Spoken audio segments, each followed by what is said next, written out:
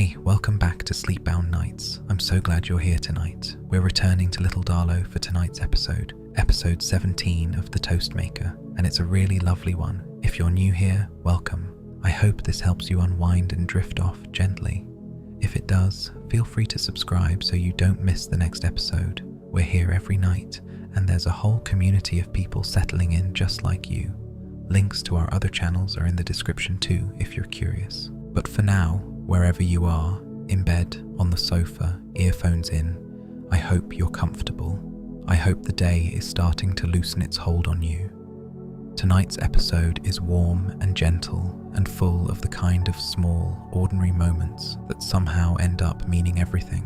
So let's take a breath, let the shoulders drop and ease into it together. Before we begin, I want to talk about something that I think a lot of us carry around without really naming it. The quiet fear of putting something of yourself out into the world and not knowing if it'll be enough. Maybe it's something you made with your hands, maybe it's an idea you shared, or a conversation you started, or a small gesture you offered to someone you were still learning to trust. Whatever it was, there's a particular kind of vulnerability in it, in saying, here is something I made, here is a piece of my effort, my care, my time, and then waiting to see how it lands. Most of us have learned, somewhere along the way, to protect ourselves from that moment. We downplay the thing before we offer it. We say it's nothing really, or I'm sure it's not that good, or we rehearse the rejection before it has a chance to arrive, just so it doesn't catch us off guard. We get very good at managing our own disappointment in advance, and underneath all of that, if you sit with it quietly, there's usually something simpler, something a little more tender, just the wish to contribute, to bring something to the table, literally or otherwise, and have it received, not praised extravagantly, not celebrated, just received, accepted, used. There's something deeply human in that wish. It doesn't go away when we grow up. It doesn't go away when we get more confident, or more experienced, or more certain of ourselves. It just gets quieter, more carefully managed. We learn to need it less loudly, but we don't stop needing it. And the thing is, being received by other people, being told yes, this is good, come back, it's one of the ways we come to feel that we belong somewhere. Not the grand declarations, not the dramatic welcomings, the quiet, accumulating evidence that you fit here, that what you bring is wanted, that there's a place for you at the table and people are glad you showed up. If you've been in a season of your life where that feeling has been hard to find, where you've been unsure whether what you offer matters or whether you're truly welcome somewhere, I want you to know that the longing you feel is not neediness, it's not weakness, it's one of the most honest things about being human. We are made for contribution, we are made for community, and the small acts, the things we make, the effort we bring, the presence we offer, those things matter more than we usually let ourselves believe. You are allowed to want to be received. You are allowed to hope that what you bring is enough, and more often than not, if you can find the courage to offer it, you'll find that it is. Now let's close our eyes, listen to the sound of my voice as we make our way to Little Darlow on a cold December Saturday. It's just before 9 in the morning. The village is stirring earlier than usual, lights on in windows that are normally dark, an unfamiliar car by the church, the village hall already lit up against a grey sky, its door propped open to the cold, and in a small cottage kitchen, 48 scones sit on greaseproof paper, carefully counted, nervously checked, ready to be offered to a village that has strong feelings about everything. This is where our story begins.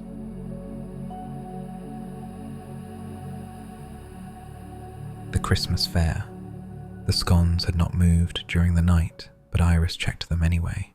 She'd been up since 6, unreasonable for a Saturday, and she knew it. Standing in the kitchen in her dressing gown at 1:15, counting 48 scones, 24 plain, 24 cheese. Same as last night, same as when she'd checked at 11:30, padding down in the dark to confirm no scone-thieving intruder had discovered the back door. Tom appeared at 7, hair flat on one side from the pillow, and found her rearranging the greaseproof paper. "They're still there," he said. "The cheese ones might be sweating." Cheese scones don't sweat at room temperature. You don't know that. I know quite a lot about cheese. You know quite a lot about soil. That's not the same thing. He filled the kettle, his method of ending arguments he couldn't win through logic because Iris was nervous and nervousness didn't respond to dairy science. What time? 9. For setup. She sent a timetable. A timetable. Colour-coded. Pink is food stalls. Blue is crafts. Green is entertainment. There's also yellow, but she didn't include a legend, so yellow is a mystery. Yellow is the stalls Mrs. Henderson is personally running but pretending she isn't, because she said she wouldn't do everything this year and she's doing everything this year. This sounded right. Iris drank the tea Tom set in front of her and watched the garden through the window. The fairy lights were off. The fence was wet. December the 13th. The Christmas fair. Her scones were about to face the collective judgment of a village that had strong feelings about everything and wasn't shy about expressing them. Moss padded in and sat on the kitchen floor with an expression that communicated breakfast was overdue and further delays would be noted in his file. Iris fed him. He ate with grim focus. "Right," she said. "Let's go." "It's 8:30. I want to be early." "Early for 9 is 8:50. This is early for 8:30, which is just anxious." She was already putting on her coat. They loaded the boxes into Tom's van, which smelled of compost and the ghost of whatever he'd last transported. Cedar boards, probably. Iris seatbelted the scones onto the passenger seat, the diagonal strap crossing both boxes, and Tom didn't comment because he was learning which battles cost more than they were worth. The village was already stirring in ways it didn't normally stir on a Saturday. Lights on in houses that usually stayed dark until 9, an unfamiliar car outside the church. The village hall itself was lit up, its windows yellow against the grey morning, and the door was propped open despite the cold because someone, Mrs. Henderson, inevitably had decided that air circulation was more important than warmth. They pulled up beside a small convoy of vehicles. Rose's old Fiesta, a large estate car that turned out to belong to Mrs. Farnham, who was unloading trestle tables from the boot with the quiet competence of someone who'd been setting up village fairs since before Iris had learned to walk. "Tom!" Mrs. Henderson's voice reached them before her body did, carrying across the car park with the projection of someone who'd been rehearsing authority since dawn. She emerged from the hall doors holding a clipboard, wearing a high-visibility vest over her coat, which struck Iris as ambitious given that the village hall was not, last time she'd checked, a motorway. "Mrs. Henderson," Tom said, "you look busy." "I look busy because I am busy. I've been here since 7. The trestle tables were in the wrong cupboard. The extension lead has vanished, and someone," she consulted her clipboard, "someone has put the tombola drum in the kitchen, which is not where the tombola drum lives. The tombola drum lives in the storeroom." "Maybe it wanted a change of scenery," Tom said.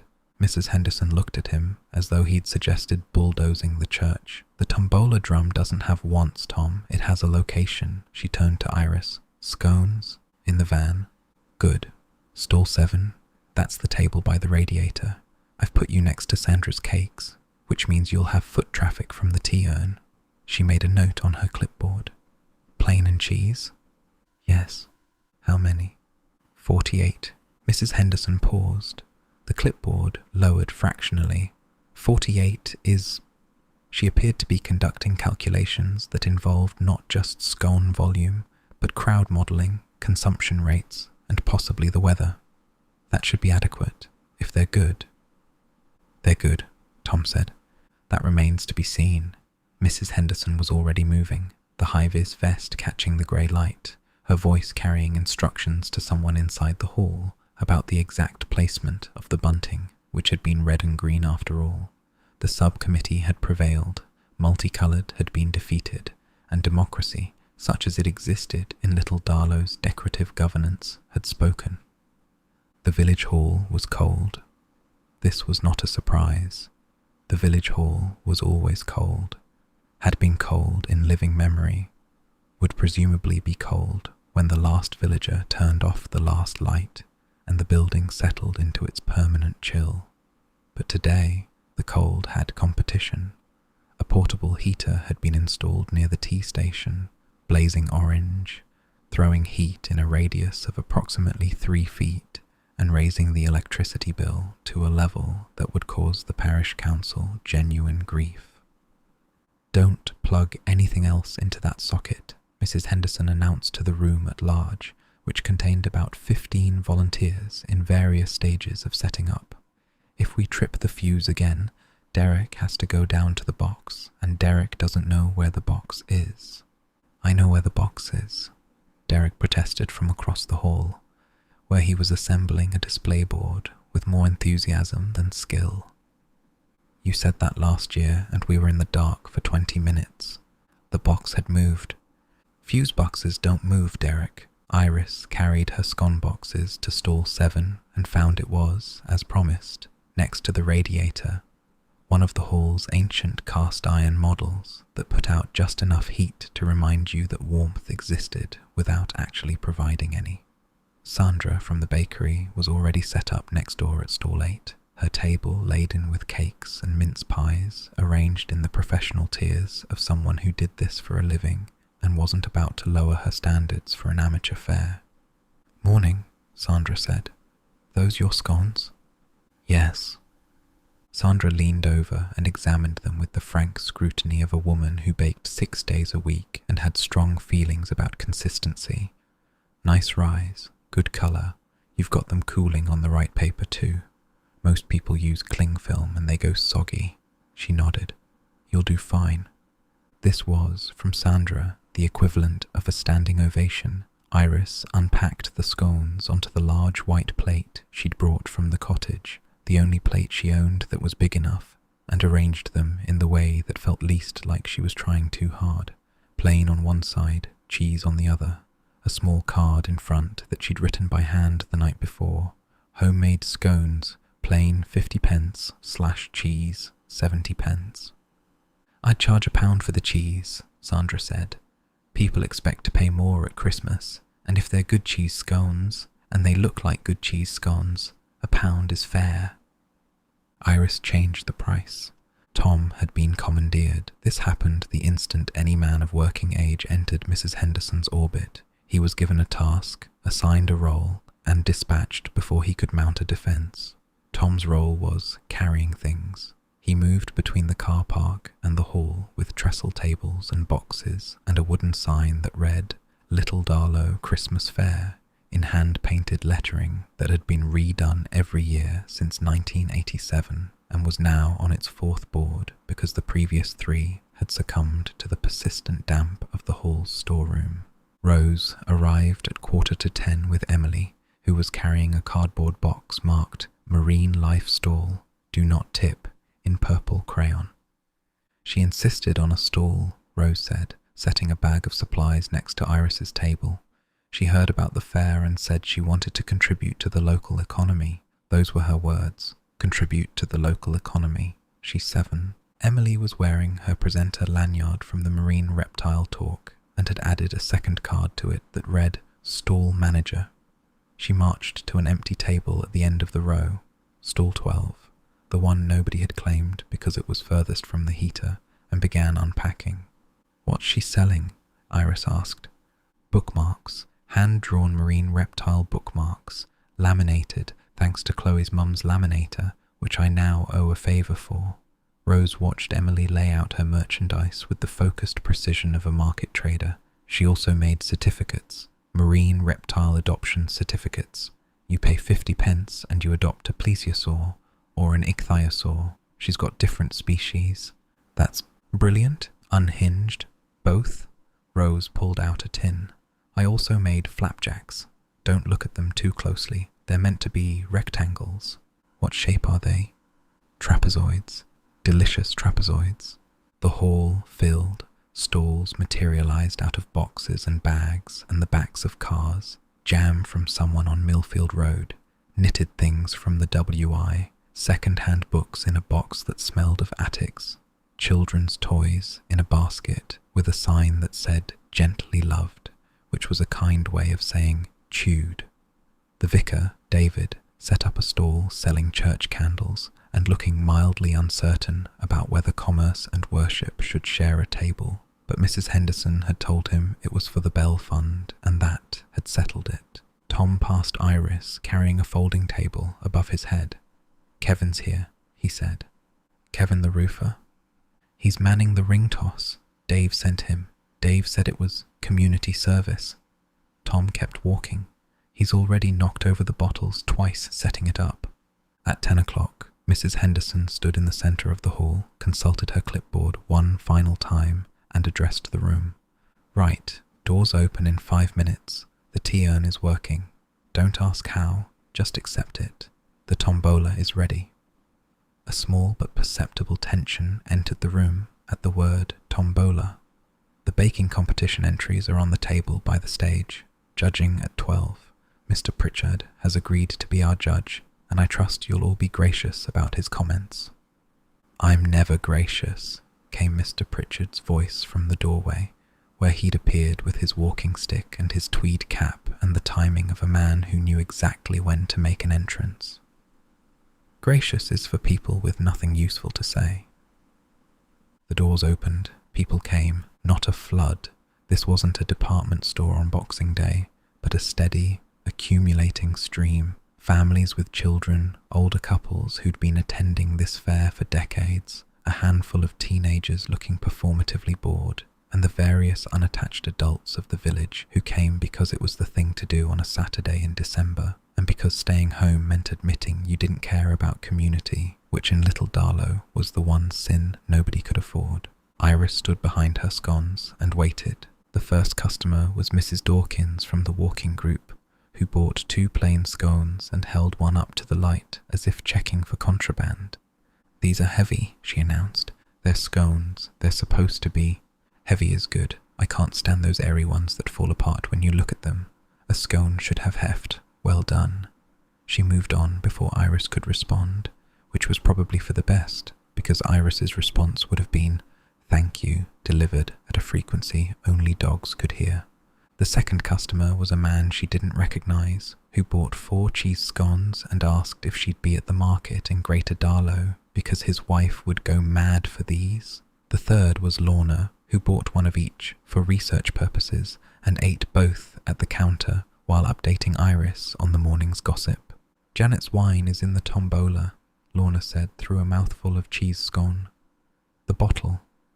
The exact bottle from last year. Mrs. Henderson hasn't confronted her yet, but it's coming. You can feel it in the air, like before a thunderstorm." How do they know it's the same bottle? The label, the sticky label on the back that says Tombola 2024. Janet peeled off the front price sticker, but she didn't check the back. It's still there. Mrs. Henderson showed me the photo comparison on her phone. She's got them side by side, like forensic evidence. Iris sold scones. She sold them faster than she'd expected. The cheese ones went first, which Sandra had predicted, and by 11 o'clock she'd sold 32 of the 48 and was experiencing the novel sensation of running out of product at a village fair, which was apparently a good thing because Sandra gave her a nod and said, "You'll need to double up for next year," which implied both success and the assumption that Iris would still be here next year, and that assumption settled warmly in her chest. Tom came by between tasks. He'd graduated from carrying things to fixing things. The ring toss frame had collapsed. Kevin, a stall's table leg had given way, age, and the portable heater had tripped the fuse exactly as Mrs. Henderson had predicted, requiring Derek to find the fuse box, which he did find on only the second attempt, an improvement on last year that he announced to the entire hall as though he'd defused a bomb.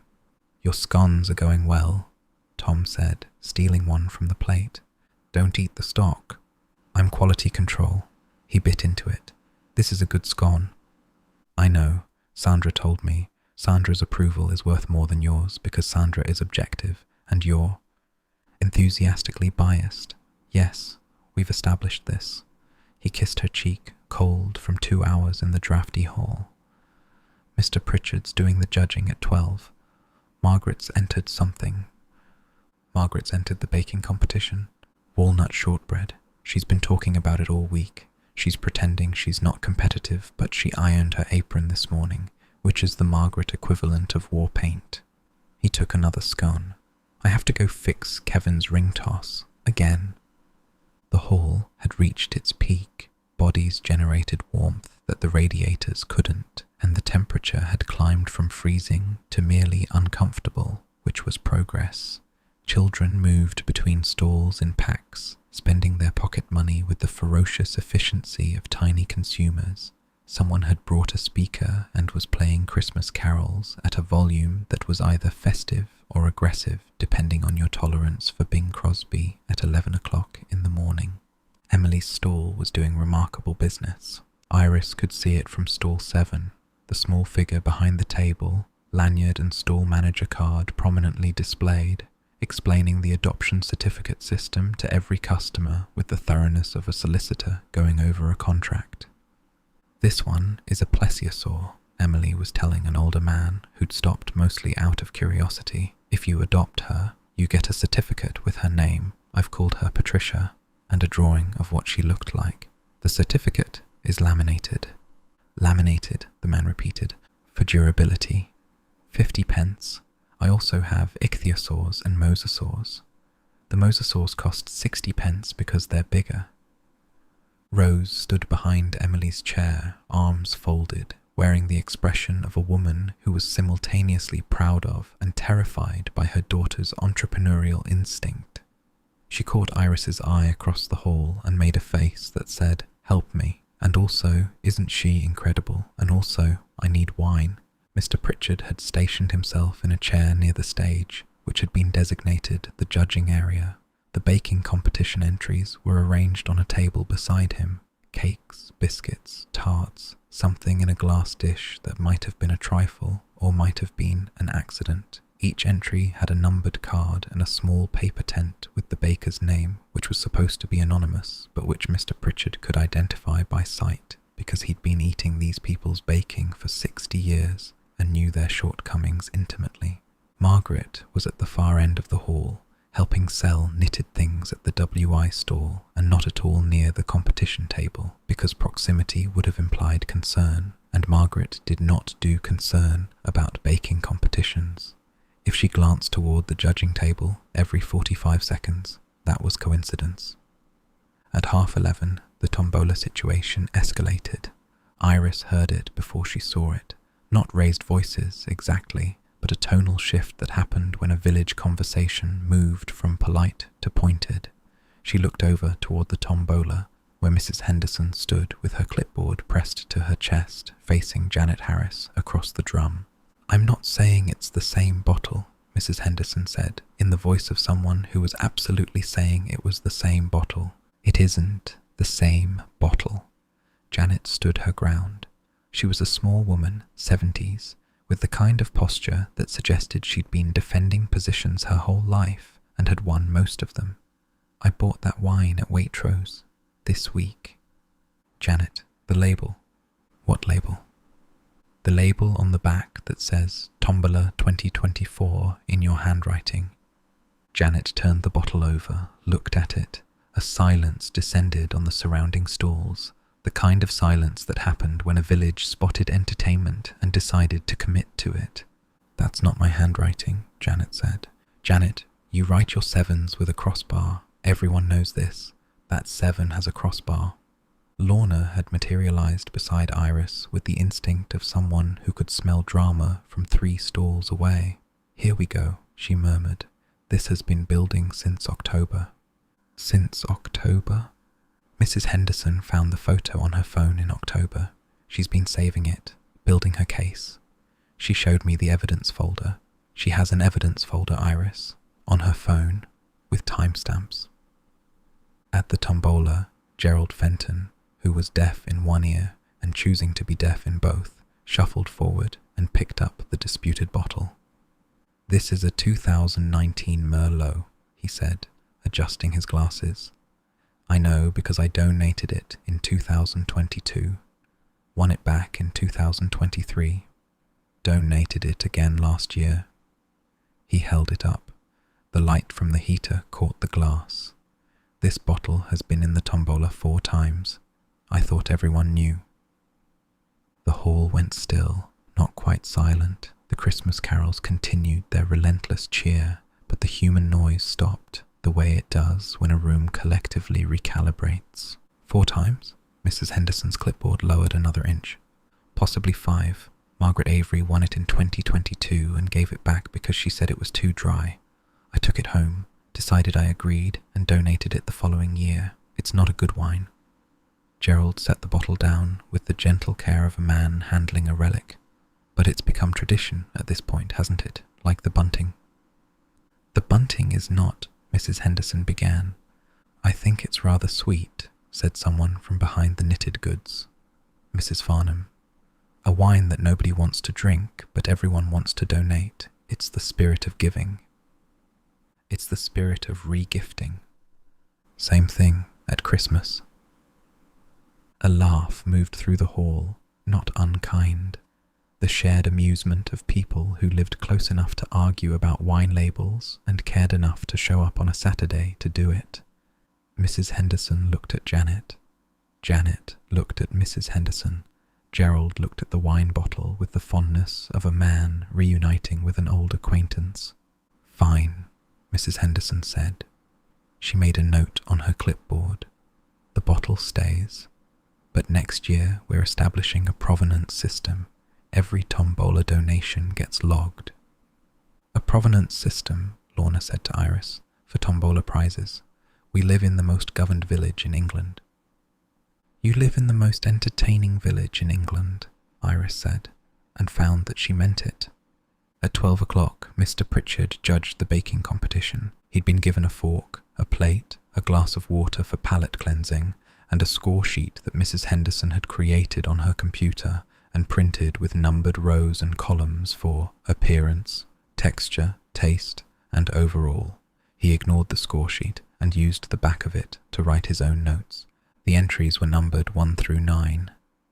Mr. Pritchard started at number 1, a Victoria sponge, and worked through them with the methodical focus of a man who took few things seriously, but took this very seriously indeed. A small crowd gathered, not because baking competitions were inherently riveting, but because Mr. Pritchard's judging was a spectator event. His comments, delivered at normal conversational volume, but carrying in the way that only old men's voices carried in stone halls, had become part of the fair's mythology.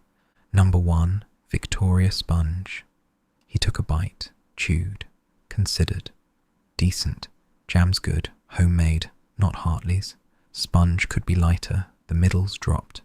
He looked up directly at the baker, whose anonymous entry was betrayed by the fact that she was leaning forward in her chair like a defendant awaiting a verdict, and said, "You opened the oven door too early."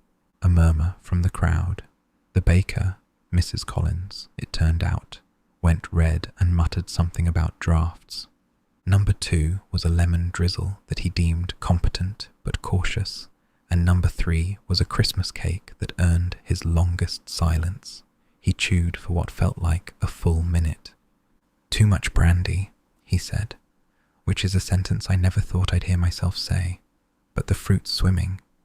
You've drowned your sultanas." He set the fork down. Mary would have said the same thing, and she was more diplomatic than me, so take comfort in that. Number 4 was a trifle. Mr. Pritchard looked at it. "This is a trifle." "Yes," said someone.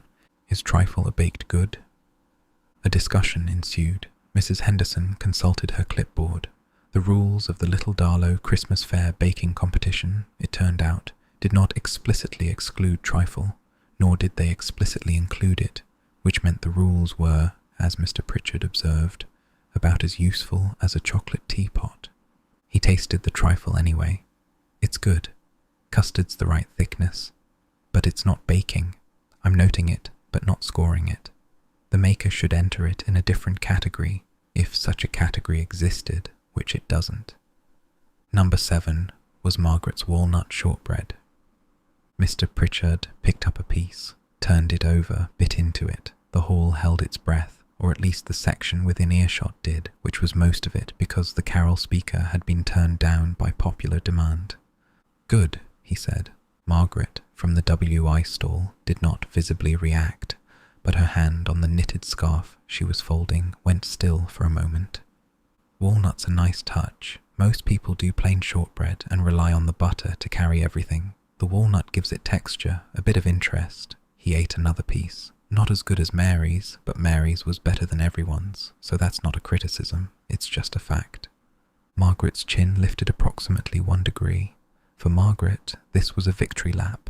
The winner, in the end, was number 6, a dark chocolate and orange cake made by Helen Marsh, who received the announcement from the back of the hall with a brief nod and what might have been a smile, though with Helen it was hard to tell because her face didn't waste movement on expressions that hadn't been specifically approved. Iris hadn't spoken to Helen since the walking group. She was there at the back, near the bookstall, wearing a grey coat and holding a paper cup of tea, and she looked. Iris searched for the word, settled. Not in the way Iris felt settled, which was new and still faintly astonishing, in the way of someone who'd been doing this longer and had less need to prove it.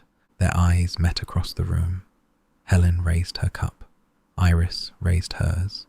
It was a small exchange, 2 seconds, maybe less, but it had the quality of a bookmark, saving a place for later. By 2 o'clock, the fare had reached its comfortable decline. The morning's energy had burned through its fuel, and what remained was the gentler business of the afternoon. Final purchases, leftover cake at half price, children running circuits of the hall because they'd spent their money and needed to burn the sugar. The tombola had been spun to near emptiness, its prizes claimed, the immortal wine bottle won by Derek's wife, who accepted it with the resigned good humour of a woman who knew it would be back next year. Iris's scones were gone, all 48. The plate was clean except for crumbs, and the cash tin, an old biscuit tin Rose had lent her, held £37.60, which felt like an absurd amount of money for flour and butter and cheese. Sandra leaned over from stall 8. Same time next year? I think so. Good. Double the cheese ones. They went first, and people were disappointed. Mrs. Dawkins bought 6, and I think she ate 3 on the spot. Mrs. Dawkins ate 3 scones. She said they had heft, that's her highest praise. Sandra began packing up her own stall with the speed of someone who'd done this 100 times. Your man's been useful, by the way. Mrs. Henderson's already signed him up for the Easter fair. He doesn't know yet. Tom was across the hall, helping dismantle a stall, his sleeves rolled up despite the cold, because that was how he worked. Sleeves up, hands busy, the posture of someone who was most comfortable when there was something to fix. Kevin was beside him, attempting to fold a trestle table and losing the argument with its hinges. Tom reached over and did something with his hand, a quick, instinctive adjustment, and the table folded. Kevin looked at it as though it had performed a magic trick. Rose appeared at Iris's elbow, slightly flushed, carrying an empty box. She made £14. Emily?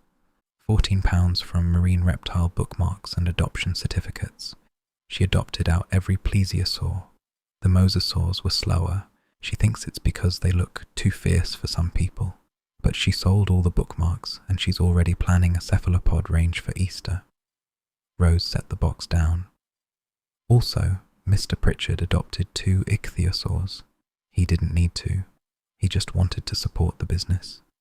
He called it the only stall with academic rigour. That sounds like him. Emily's going to frame the certificates he didn't take home. She says it's for her records. Rose shook her head. Her records, Iris. She's 7, and she has a filing system for marine reptile adoptions.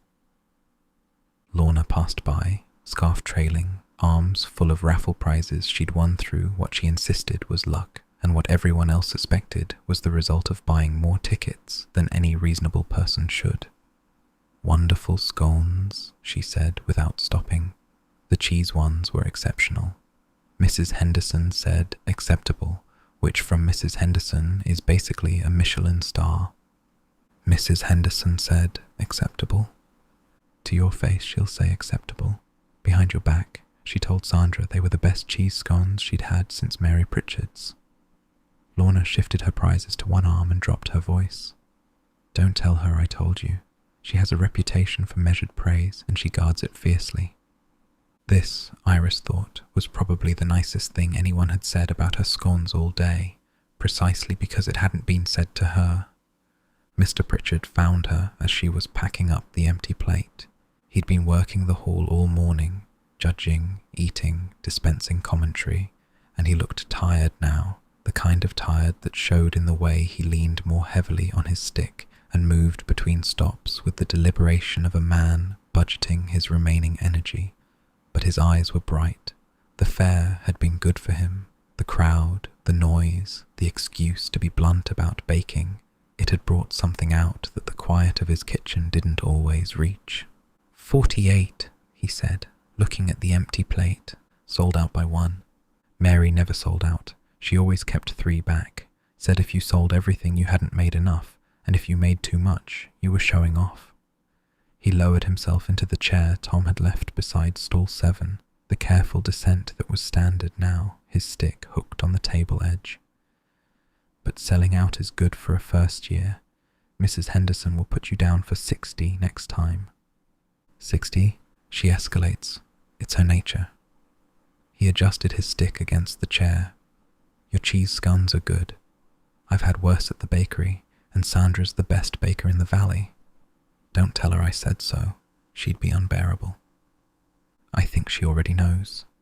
She does. Everyone always knows. That's the village. He looked out at the hall, which was thinning now, the stalls in various stages of dismantlement, the bunting sagging slightly where the tape had given up. Helen Marsh's cake was the rightful winner, by the way, in case you were wondering. I wasn't wondering. Everyone wonders. Nobody says.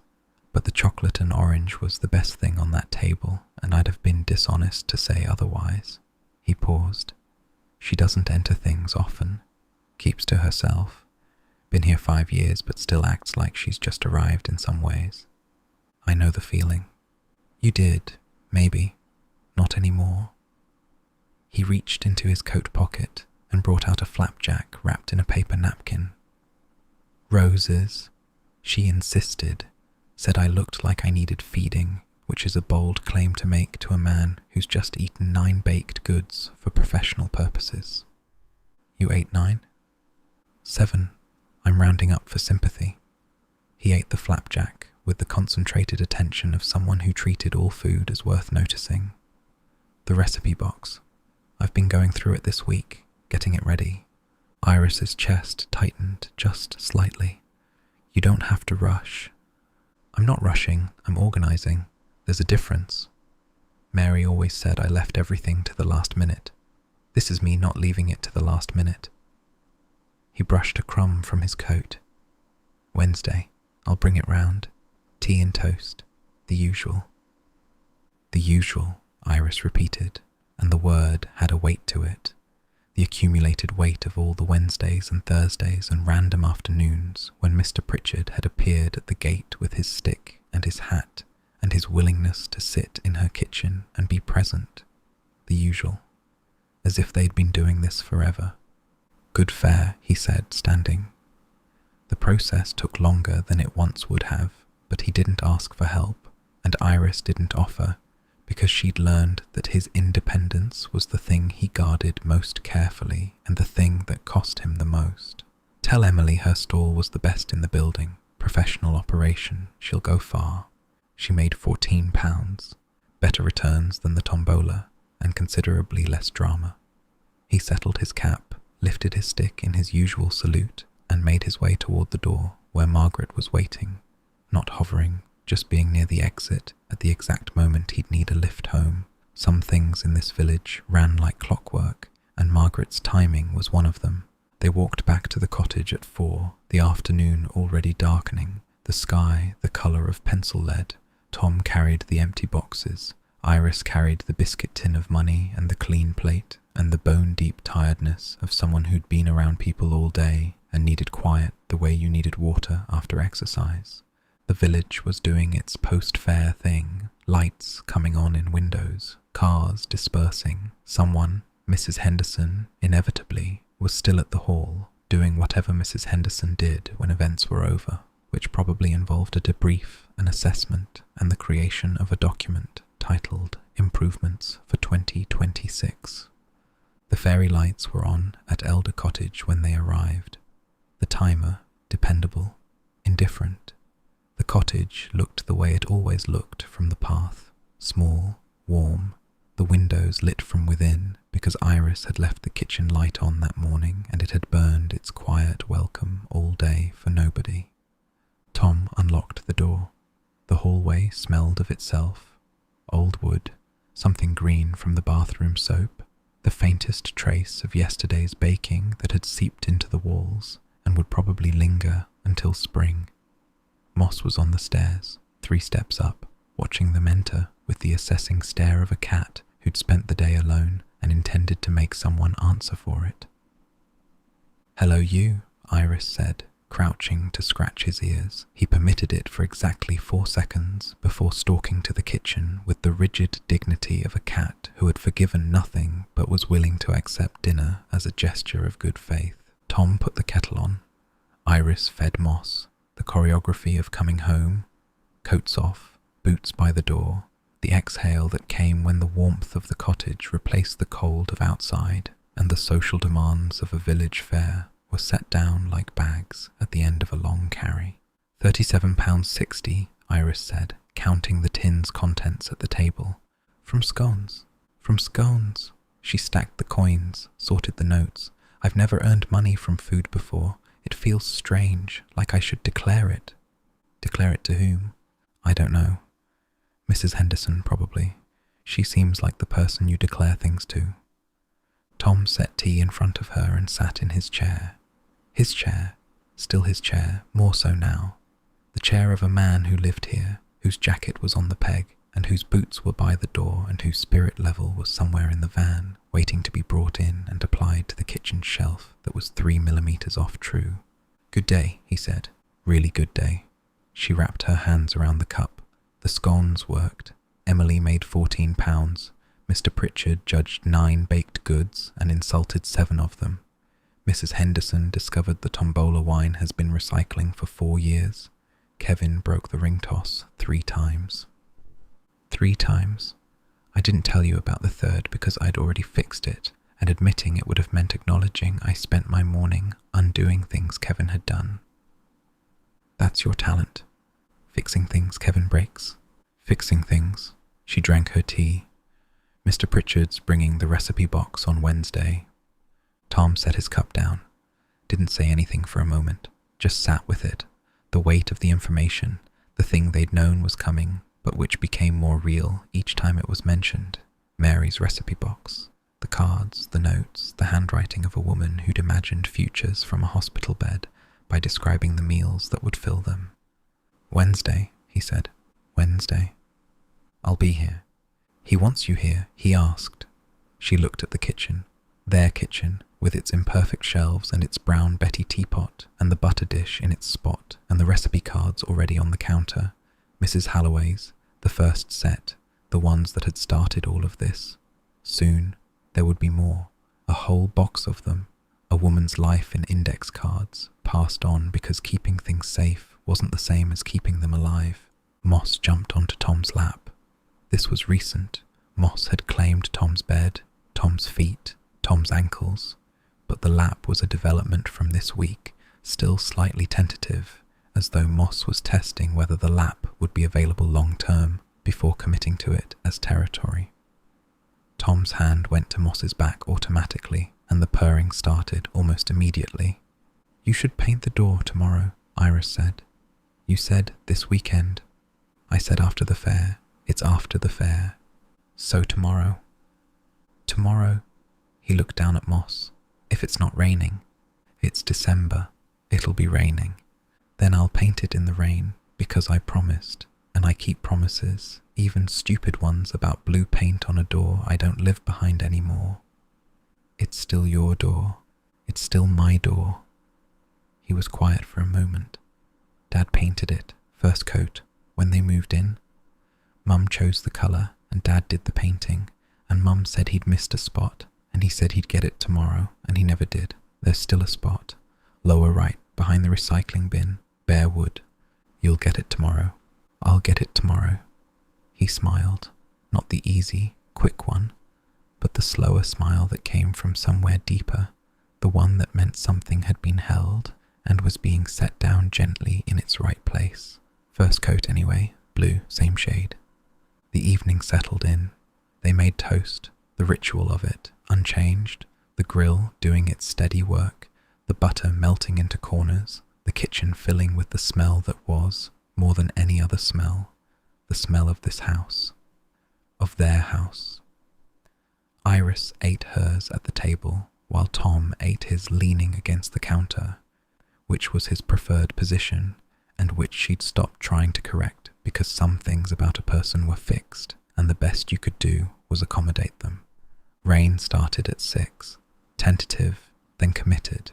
The sound of it on the windows mixed with the radiator's tick and Moss's purring from Tom's lap, and the faint sounds of the village beyond, someone's car, a dog barking once, the church clock marking the hour with the unhurried authority of something that had been doing so for centuries and saw no reason to change its approach. In her pocket, Iris's phone buzzed, rose. Emily counted her money 4 times. She has a spreadsheet. I don't have a spreadsheet. My 7-year-old has more financial literacy than I do. Then, thank you for today, for all of it. The scones were brilliant. Mrs. Henderson said acceptable, which means she loved them. I'm translating for you. You'll learn the Henderson dialect eventually. Then, same time next year. Iris typed back, same time next year. She put the phone down, looked at the kitchen. Tom, Moss, the toast crumbs, the empty plate that had held 48 scones that morning and now held nothing but the residue of a day that had gone right. The fairy lights making their golden line through the rain-streaked glass. The boxes by the door, empty, waiting to be put away. Wednesday, Mr. Pritchard would come with the recipe box. Tomorrow, Tom would paint a door blue. Next week, the walking group. After that, Christmas, the first one in this cottage, the first one in this village, the first one where she'd wake up and hear someone else breathing through the wall and a cat purring and the heating clicking on at 6 because she'd told it to and it listened. But that was all later.